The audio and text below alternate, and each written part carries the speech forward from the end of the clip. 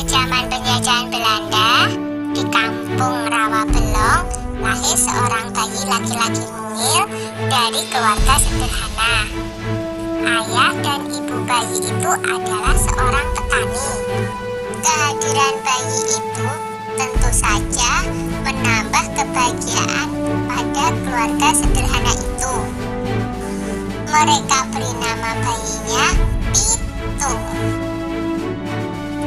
Pagi itu, di balai-balai bambu depan rumah, Ibu Pina sedang menggendong pitung kecil.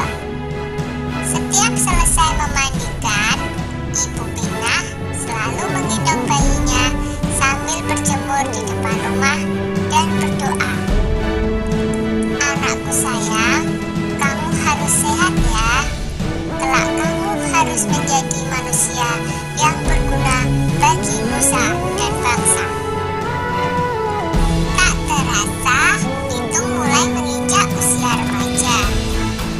Selain belajar mengaji, ia juga belajar ilmu bela diri. Dengan cepat, Pitung menguasai seluruh jurus yang diajarkan oleh sang guru. Sampai akhirnya, sang guru mewariskan ilmu Pancasona kepadanya, yaitu ilmu kebal senjata.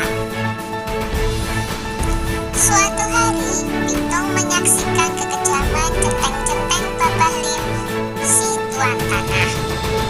Mereka mendatangi rumah penduduk dan merampas harta benda yang ada karena tidak membayar pajak dan upeti. Dengan kejam, mereka memukul dan menyeret para penghuni rumah. Hati kecil Pitung terpanggil untuk menolong mereka. Ini adalah saat pertama Pitung membela orang lemah. Pitung tak tega melihatnya. Hai centeng-centeng, kenapa kalian merampas harta orang dan menindas orang yang tak berdaya? Kalau berani, sini lawan aku, tantang Pitung. Mendengar itu, si pemimpin centeng marah. Hei anak muda, berani-beraninya kau menghalangiku. Rasakan ini, hardinya kepada Pitung. Pemimpin centeng menyerang Pitung dengan kencang, tetapi Pitung berhasil mengalahkannya dengan mudah. Pemimpin centeng itu roboh dalam 2 jurus. Anak buahnya pun melarikan diri ketakutan. Sejak saat itu, Pitung bertekad untuk membela orang yang tertindas. Dengan penuh semangat, Pitung mengajak para penduduk desa untuk bersatu melawan penjajah. Kita harus lawan segala penjajahan. Tidak ada yang boleh merampas harta milik kita. Ini adalah tanah kita. Jangan mau diperbudak oleh kompeni, kata Pitung bersemangat. Semua setuju dengan ajakan Pitung. Para tuan tanah dan kompeni menjadi resah. Mereka mengadukan perlawanan itu kepada pemerintah Hindia Belanda. Scott Heine, pemimpin tertinggi di Batavia, memerintahkan aparat untuk menangkap Pitung.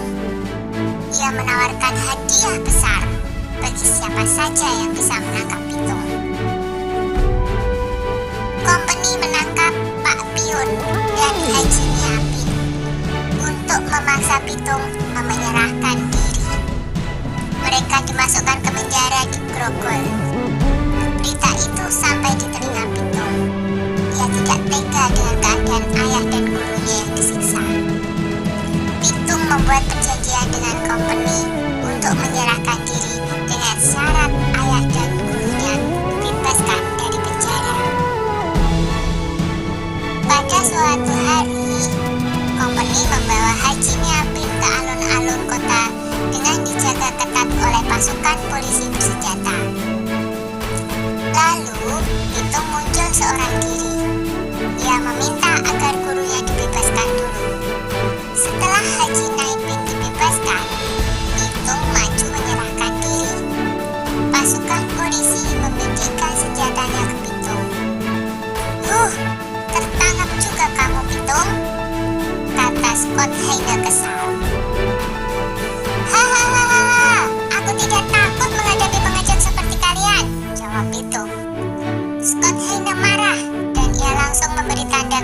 pasukan untuk menembak.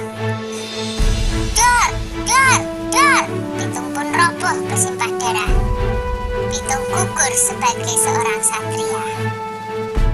Beberapa bulan kemudian, Scott Heine dipecat dari jabatannya karena menembak orang yang tidak melawan ketika ditangkap. Pitung gugur sebagai pahlawan dan akan selalu dikenang oleh generasi-generasi berikutnya. Sudah dulu ya.